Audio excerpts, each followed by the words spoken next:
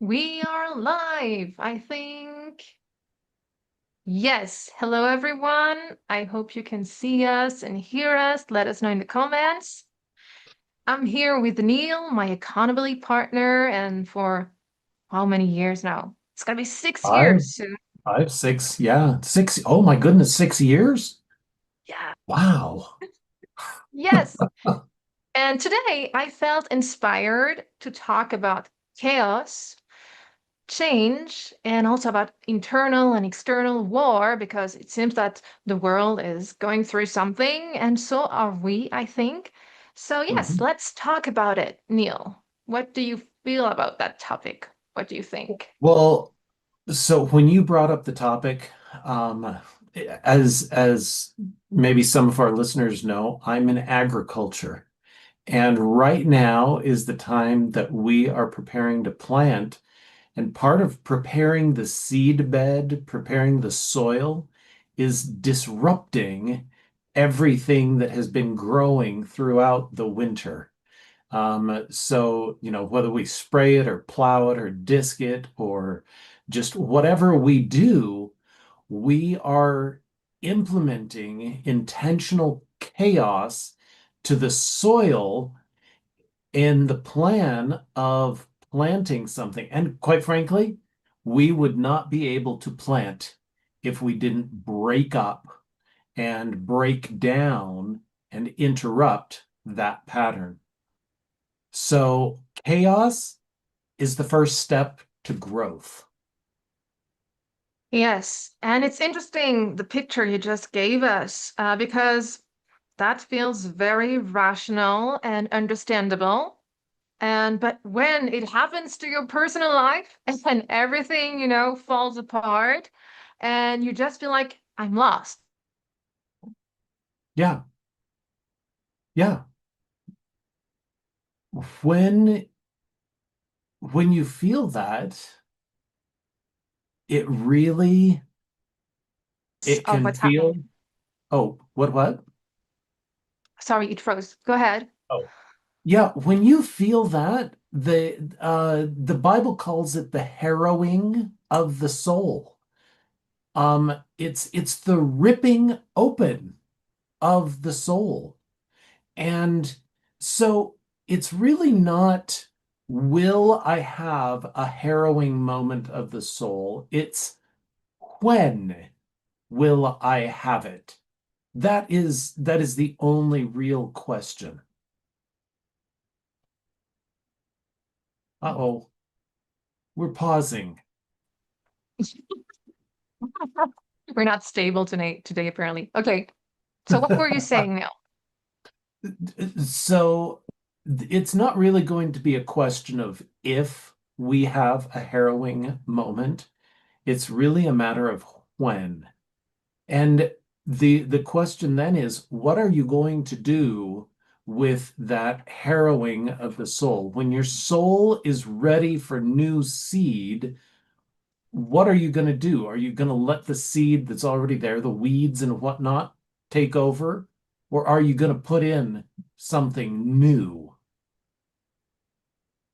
Yeah, I think that we have that kind of a reflex to grab the wheat. We were talking about all those Yeah. what we know actually, because the unknown feels very threatening. And it's like that terror barrier that we're going through. And I think some call it the void, some call it like this morning I came across another word, but it's just, it feels off. It feels, yes, void. I think it's a good word because nothing makes sense. And I think what comes along that period is an incredible solitude because what happens is you are realizing that who you are is not really who you are. It's like a personality that you took and that was given to you by the environment you were Yeah. dropped in as a little baby and you had to survive because most of us were not born in families where everything was secure and stable, and that's okay because that's where you grow the most.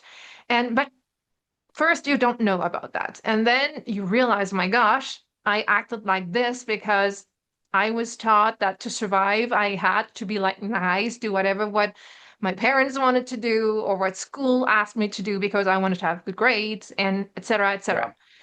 I had to And conform. absolutely.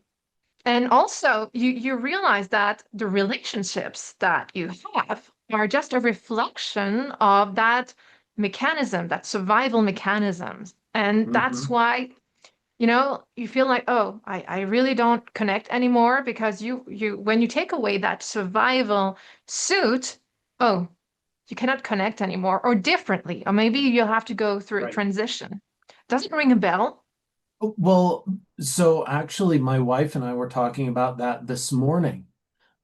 She is autistic, and she said, as autistic people, as neurodivergent people age, it becomes harder and harder for them to mask. And masking is the ability to act like a neurotypical person even though it doesn't make sense to you and it doesn't feel comfortable, it doesn't feel right.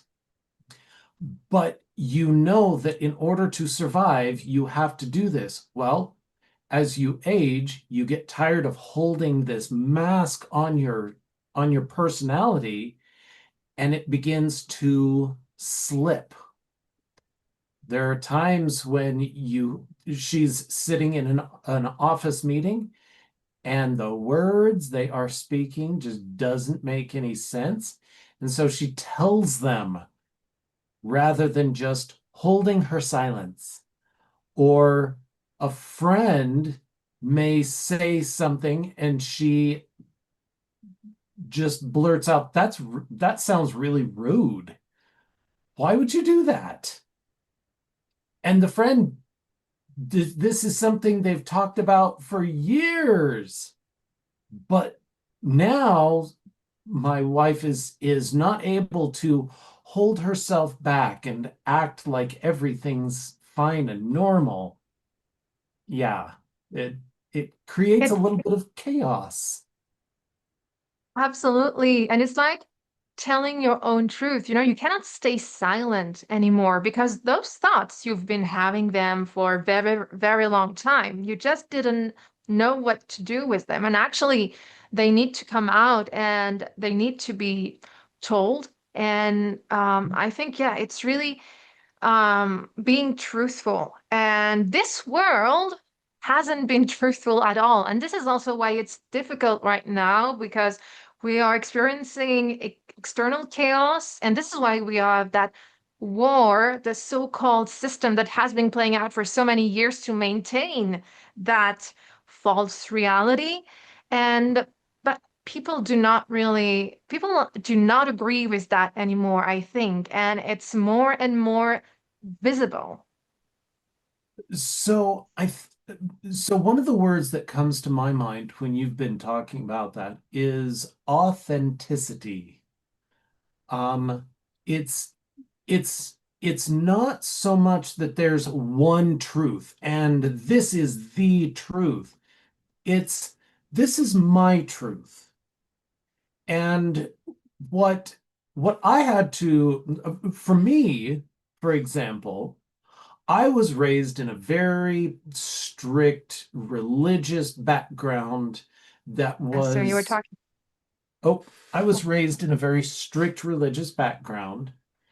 By the way, I hope that some of this evens out in the actual playback. But anyway, so I was raised in a very strict religion. You do what you're told, you say what you're told to say, et cetera, et cetera. Um, And now, mind you, I've found that there are stricter religions, but that's a completely different story. So, a few years ago, when I started to question and have problems with my religion, I discovered it wasn't that the religion had changed, it's that I had discovered more about myself and what I needed. And so I was able to step back from the religion, Now, there was a period of time in which I was like, oh, my religion sucks. I hate it. I hate everything about it. But then I was able to move back into my religion is doing the best it can. It served me well in these areas. It taught me a lot of things, but it doesn't work now. Or there are some aspects that don't work. And so I was able to go back and say, okay, I like this and this and this. These things I will do, but I'm not going to take it en masse anymore. I think it's also a question of at some point, that religion was something you felt comfortable with. It was in your system. And It's what I your, was raised. yeah, your system was built in that environment. So it made sense. And I think Exactly. it's that, yeah, it's that step you realize when you try to understand who am I? Who am I? What is best for me? And you start feeling, oh, that feels off. And but there is, I think it's necessary because if we think that reality is just a mirror of what we are, so of course, if you're changing, that won't be a match anymore. Mhm. As an environment, as a reality for now, because it's just something that is our own creation. It's what we are calling into our reality. And then we have to understand it's like an internal process. That's why I put like internal war, because it's from the inside that the change has to come. Because if we have that chaotic world right now, it's because humanity has agreed to that chaos in a certain way, energetically, in their vibration. Yeah, I see that you want to comment on that. Yes. That's very, very true. And you know, all of the wars up to this point have happened because a group of people had a consciousness of the war is possible. The war needs to take place. Uh, and so things happen for us, not to us. And we, as William James would say, what we think about, what we spend a lot of time thinking about, happens outside of us. So if you are war conscious all the time, guess what's going to happen to you? But at the same time, if you are peace conscious all the time and war happens, you're going to find a peaceful way through it. Absolutely. And I think this is starting to emerge in our world. And this is also why sometimes the world seems like it's a different place depending on who you are. And it's like you were talking before when you were talking about your wife when she was in certain meetings, like they speak a different language. And Yeah. I think when you grow in consciousness, you start speaking differently because words have power. If you're always talking about negative things and that are really packed with emotions and very heavy emotions, you will Mhm. attract more of that energy. And of course, it's not about ignoring that you have those, that you can transform. You can be, okay, oh, I'm feeling this. Okay, that's a message for myself. And I need to understand and just let it go, transmute it. And right Yeah. now, I think this is what's happening. People are starting to understand, okay, we can have an impact by acting on our own reality. Oh, I agree with that 100%. The knowledge that I am powerful is going to revolutionize the world. Things don't happen to me. I affect the world around me. I am the creator of the world around me. That's what Bob teaches every day, any day. Just listen to him. You are the creator of your reality. Um, in the past, we've talked a little bit about relationships and how relationships change when we change. One of the things that I've noticed is that a lot of the people I thought were friends, or the friends that I had grown comfortable with, when I went through the personal development metamorphosis or change, um, all of a sudden these people weren't interesting to me, kind of just fell away. Um, they just disappeared from my life. And only friends of a newer, different caliber have stayed around. Yeah, I think that's also something that happens, and that can be quite confusing because you're like, oh, but you don't feel like you're changing, but actually you are. And I remember when I started this journey, it was in 2020. Sometimes it was a person I was very close to, and that had helped me see some wounded parts of me. But I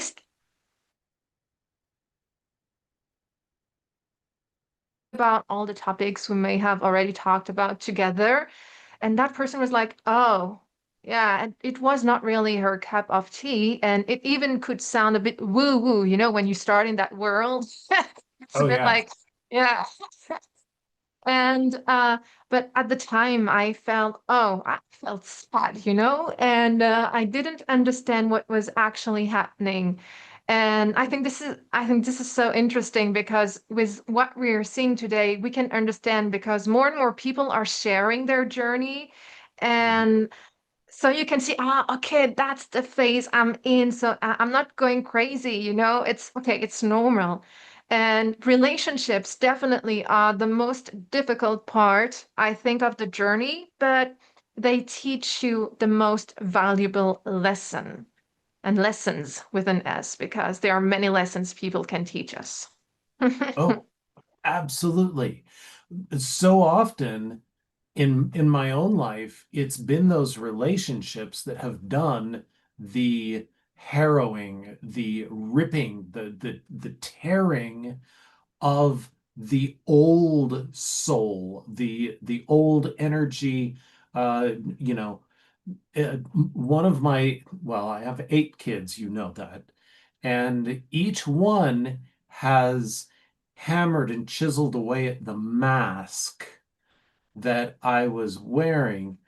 And over the years, I have apologized to each and every one of them. And now we have a lot better relationship because I am more authentic. I don't have to try and keep up this facade of, oh, we're the perfect family. We don't have any problems. There's no challenges here. We don't have to keep any secrets because we're authentic with each other. I think awareness is one of the most beautiful gifts you can give to someone because Mhm. of course we're human and we're not aware when you come here, of course, because that's the planet where you come in and you forget everything and the game is to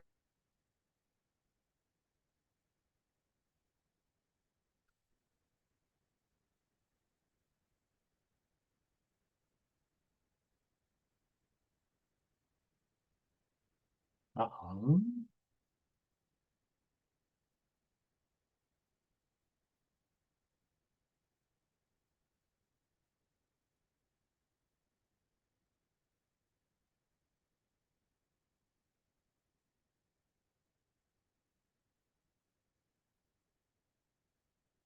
Uh-oh. it I seems hope you were something. having a fantastic monologue. Yeah, but I'm not sure, still alive. Um, Ah, okay, okay. let's continue. I think we are.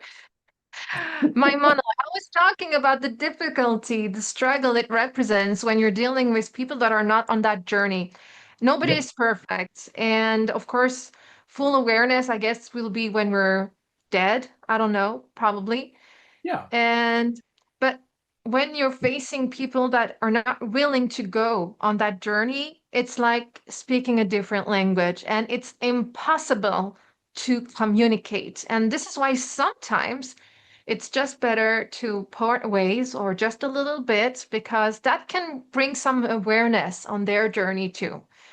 Yeah. And yeah, so if To you want to me, it's a lot about frequency and how when you're talking to somebody who totally gets the personal development journey and understands that they create their own world, you're on a high frequency and you're a good vibration.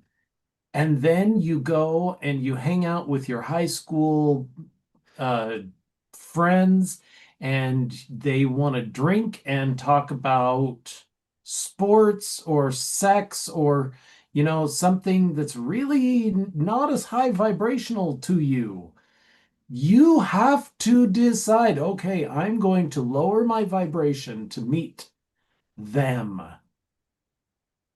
And at some point, it just becomes not as much fun to lower your vibration.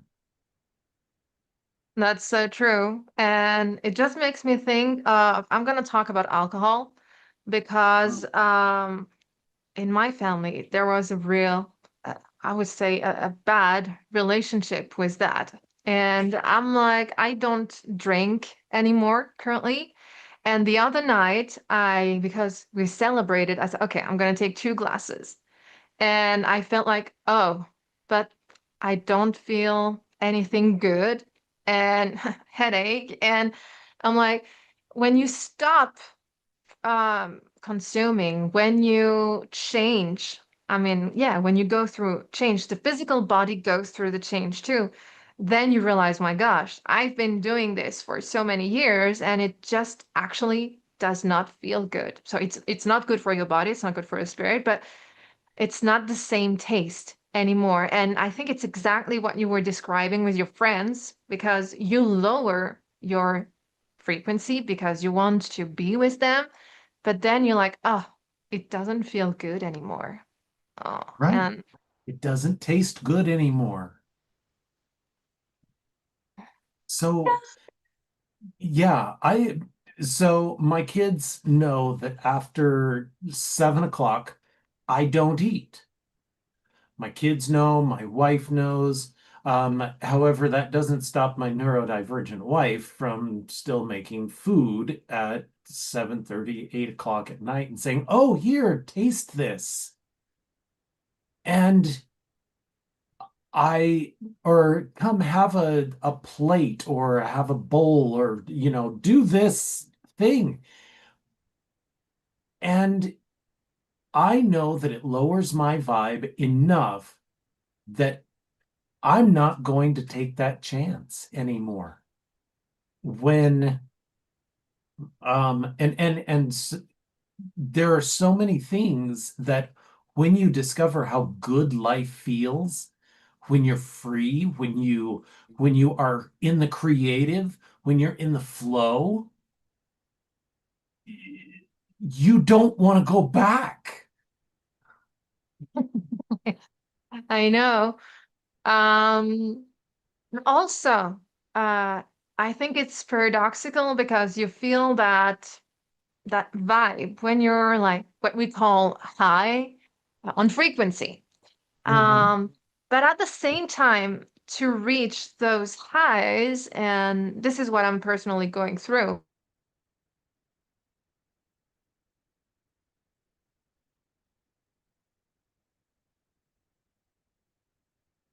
trauma, like getting out, or and then this morning I fell across a video that was perfectly describing it.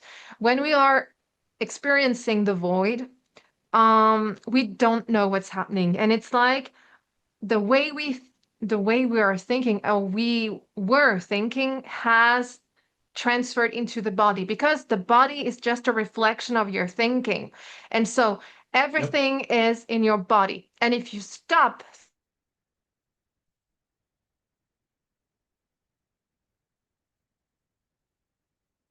it doesn't know what's happening. And this is why you get those emotional moments, those really painful moments. And because the body is resisting the change, and you have to teach him, but you're okay with silence and just letting the emotions go through you. And then that new frequency, that new energy can raise. Hmm.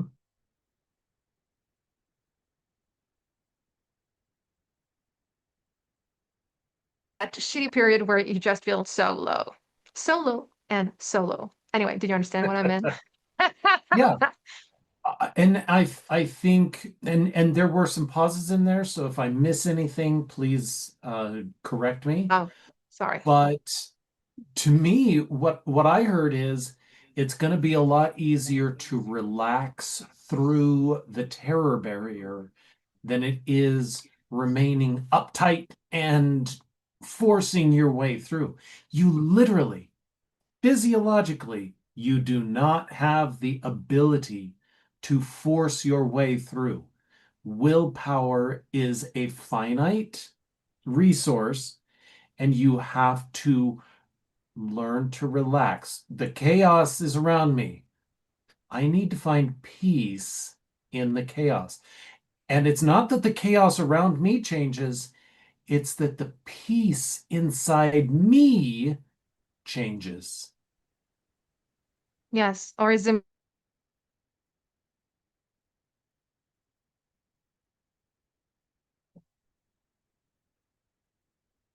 is at some point the barrier that is um, not stopping, but it's the last step in which you can feel the process. It's the body taking over and being changed. And this is where your strength or who you really are takes over. And this is when yeah, you only can connect to the invisible because this is where your essence comes from. Yeah, yeah.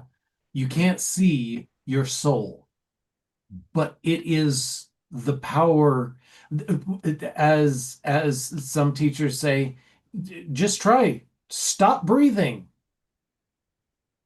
Good luck. Just try to stop yourself from thinking. Not going to happen. Now you can direct the flow of the thoughts, you can direct the thoughts, but you can't stop thinking. You can't stop your heart beating, and you can't stop energy from flowing in and through and around you. But you can be aware of it enough to be able to direct it. You cannot see it, but you can feel it. And I guess, talking from personal experience, the first thing you experience after chaos is that feeling of peace, silence, peace, that nothingness. And this is why people meditate, because when you meditate, you Mm. silence everything and you just get into that flow state of nothingness, which really allows. It's allowing, I think. So one of the authors that I've followed, Thich Nhat Hanh, he actually the way he does negotiations, or the way he participates in negotiations, or used to, would be that he would gather the two parties in a room, and then he would place one of his meditating, or one of his disciples, or one of his the people who knew how to do what he does, between each person.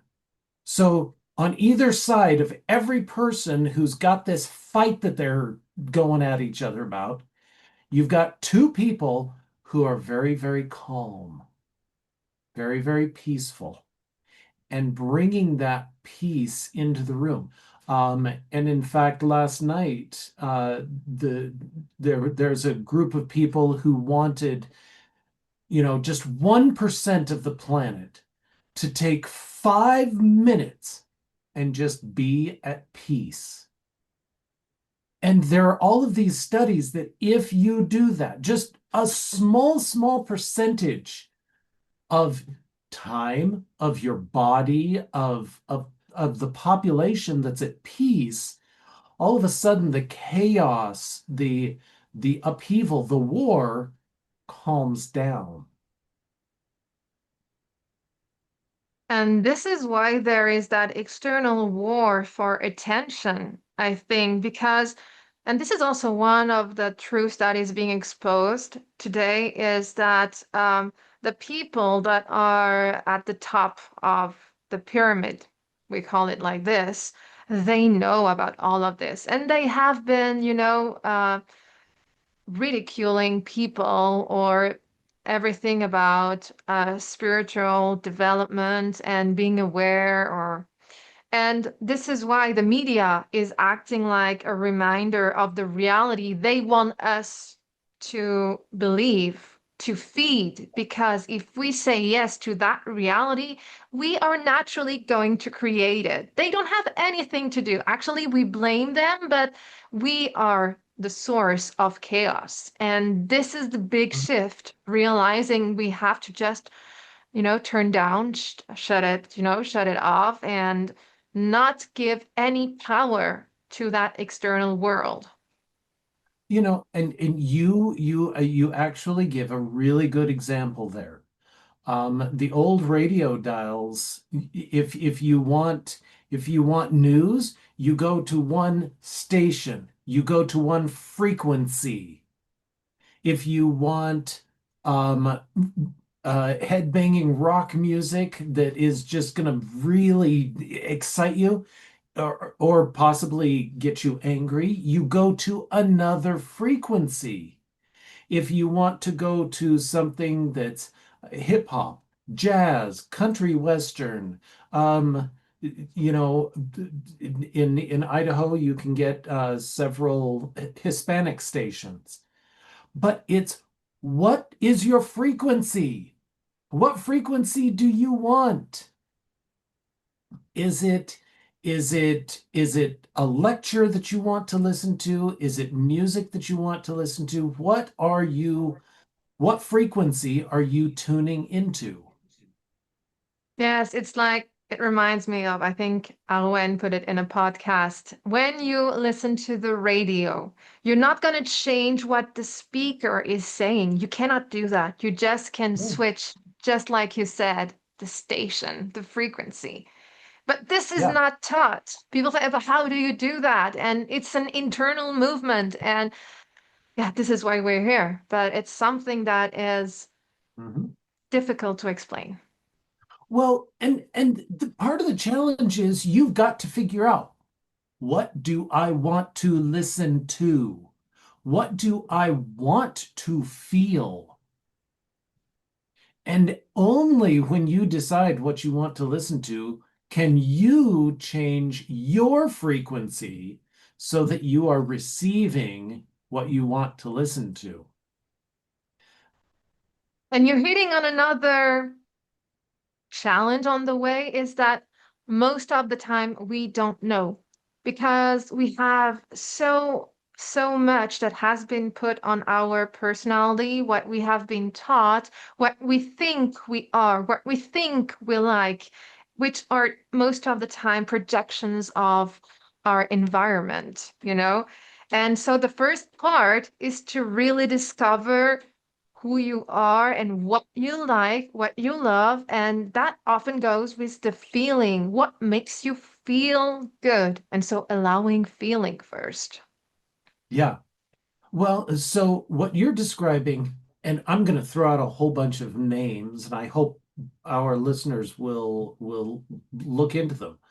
Morty Lefko taught me something that blew my mind. He said, as children, we are born, and just like you said, we were born with a blank slate. And then we put a little piece of clay here and a little bit of clay here. Oh, we can't do that, and we don't like that, and we shouldn't do that, and don't do that. We put all of these things on, and then we forget that we're the sculptor and we think we are the sculpture. We forget that we're the ones who built this sculpture and we think that we are it. We don't have any choice. This is what I have to do. This is how I have to be. This is what I have to say. We forget. And it's simply not true. And it's only by taking away that clay from our own eyes that we begin to see, what do I want? And then you begin to listen to Bashar, who says, only ever do what feels good. Now, a lot of people think, oh, that means sex, drugs, and alcohol. Those don't make you feel good. Those make you feel dumb and numb. What makes you feel good is doing what's most aligned with your soul. And this is one of the traps down here. And it's that Mhm. illusion because we have been fed with illusions and avoidment and, yeah, avoiding our reality through Yep. drugs and through games and virtual reality. I'm sorry, social media. It's good. We are here on social media. But we have been slaves, enslaved through those processes. Yep. And it's also part of the process, say, okay, you can use those things, but you have to be the master, just like for money. And when also, when something is free, always wonder, because when something is free, you're paying for something, your energy, your attention, Yep. because, yeah, just be aware of that too. Yeah. As you were talking, um, marshmallows, marshmallows or chocolate, you feel like you're getting, oh, it feels so good. But when you're done eating marshmallows, do you really feel full, healthy, and satisfied? Not really. I think it's also because humanity has been kept under under a spell of powerlessness. You know, we cannot do anything. We're so small. We don't, and this is why we always feel like, oh, the stars, like the politicians, the people that govern are so much more than us, so much more powerful. And this is exactly the illusion. If you think that, well, you're gonna stay at your level, what you think you are, and you'll never grow. And I think right now this is starting to fade off and fading away because people today, thanks to all those new media, the platforms, people are Yep. being who they are, and less stars are, fame. People are not really attracted to fame. Like I remember 20 years ago how I was acting with the boys bands and things like this, as a Yeah. child. And we were taught to admire people, but when you admire, you feel small, actually. And Mhm. yeah, there is something behind. I mean, yeah. But the thing is, Delphine, that's what's happened because your vibration has risen. You have let go of all of those things. There are still people out there who spend all of their evenings watching television, movies, shows. That's how they relate to the world. That's their entertainment. Whereas those who want more of their own lives go out and experience life rather than trying to live through somebody else. Because I was about to say that entertainment is just disconnection. And this is actually feeding the pyramid system, just give us your attention and you're gonna build that elite. And this is also why, I don't know who said that, but if you take all the money in the world and you give to everybody the same amount, well, in a few, I don't know, few weeks, few months, well, it's just gonna be the pyramid again because the people who are at the top know exactly how it works, how energy works, how money works. Yep. It's a choice. And the people at the bottom either aren't aware or don't want to be aware. Yes, because ignorance is bliss. Truth can be painful. A little bit. Oh, truth can harrow your soul. Truth can make you drop your mask. Truth can truth can uncover the things you want to have hidden. Yeah. So one of the things I had to tell my daughter is just because you don't like the truth, just because you don't like what I'm saying, doesn't mean that it is verbal abuse. Sometimes you need to look at it and say, oh, it hurts, but I think it's true. And again, it's a process and it's not we say that, but we are at a certain frequency, and someone may be at a different level or is open differently. And what we're saying here does not really resonate. And because being aware of the truth, it's a process, a lifetime process. And we're still discovering and we are projecting, I'm pretty sure. And some people I've seen on the internet are erasing some videos of what they've done because they realize, oh, I was talking from a trauma place, I was Mhm. projecting. And but I think it's beautiful to see that you can change and it's part of the process. And because humanity is going to go through this, and if they see the different stages, I think it will help them. And yes, sometimes it's painful, and yeah, it's a long way, I would say. It is.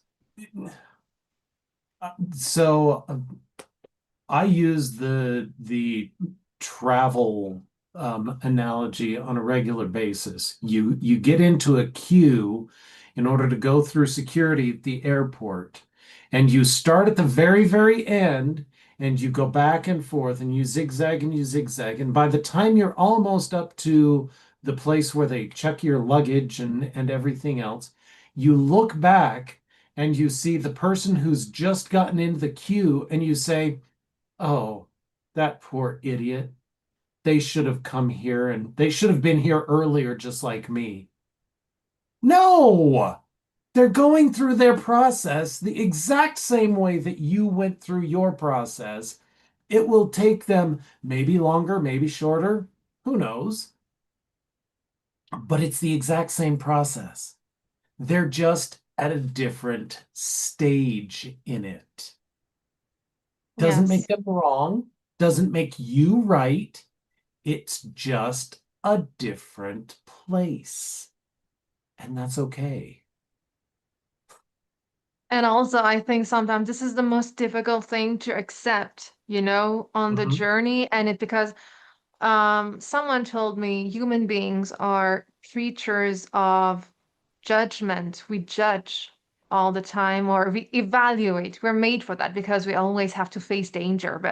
But there is a difference Mhm. between judgment and evaluation. And And yeah, and criticism. yeah,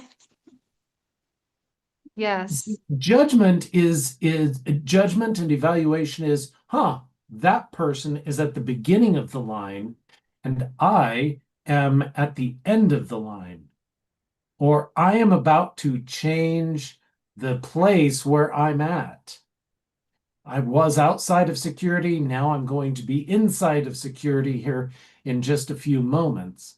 That person is just beginning the line.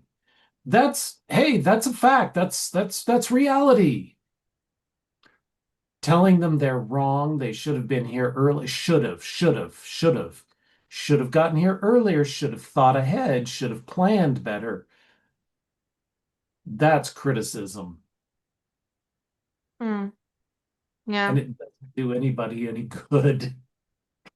No, and again, I think pain is a good reminder, because this is what teaches you humility.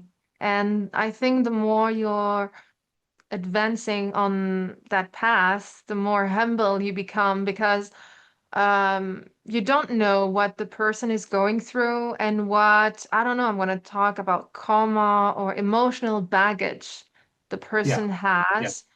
And the body, it's also something physical, you know, it's the body is going through the transformation. And so it may need more time for a person to transmute because that person is transmuting so much and we just can't see with our human perspective. And we just have to just remind ourselves, be humble because you really don't know what's happening on, you know, on that journey too. Yeah. You don't, I can never tell you what your journey is supposed to be.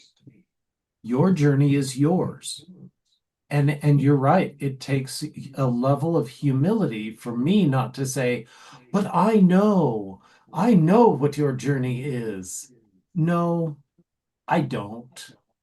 I can walk beside you, but I can't tell you the path you have to travel. And I think that's also one of the most complicated things to deal with in relationships. And not just, I mean, personal, but professional, everything. And because often we think we're right and we want to impose our thoughts, our way of seeing things to other people. When this is Mhm. just energetic intrusion, you know, I am the coach, I'm the teacher, you do. And of course, you have the wisdom, but nothing is better than self realization. People who realize by themselves, oh, I'm doing this wrong. I need to change. Because telling someone that he or she needs to change, it's not the best way. Is making them realize, oh, there is a thing that needs to be changed. You know what I mean? One of my best coaches said, Neil, right now I can see what your problem is. But if I tell you, it won't have the same power as if you discover it. And he was absolutely right. Because, after a couple of sessions, I said, oh my goodness, I do X on a regular basis, and it really is hurting me. And he said, thank you. You have finally figured it out.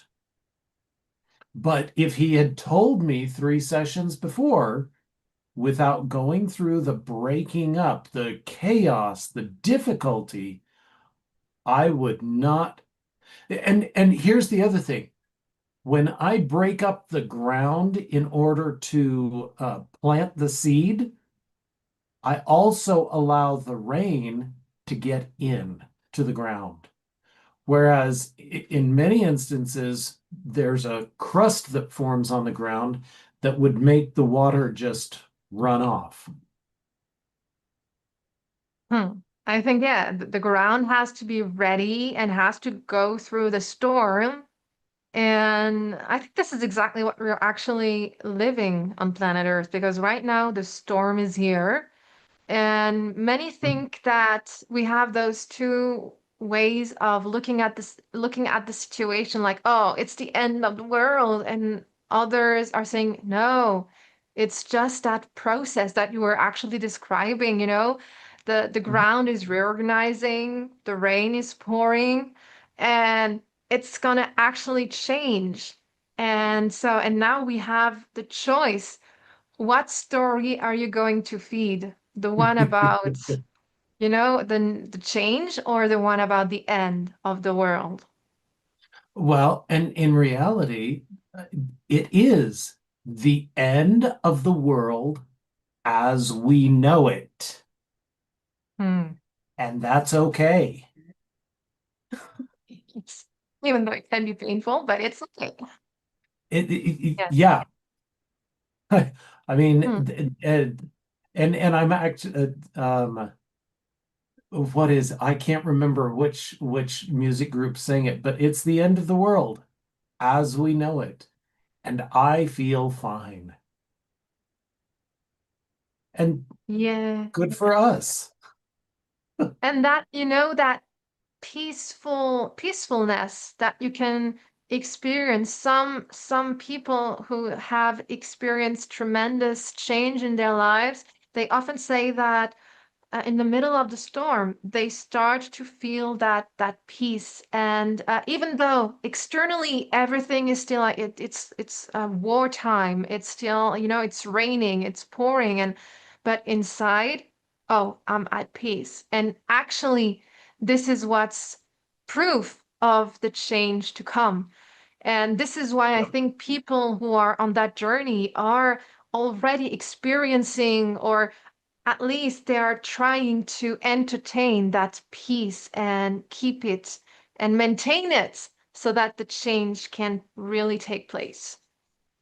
Yeah. Yeah. That's very true. So, in the midst of chaos, find the peace. Yes.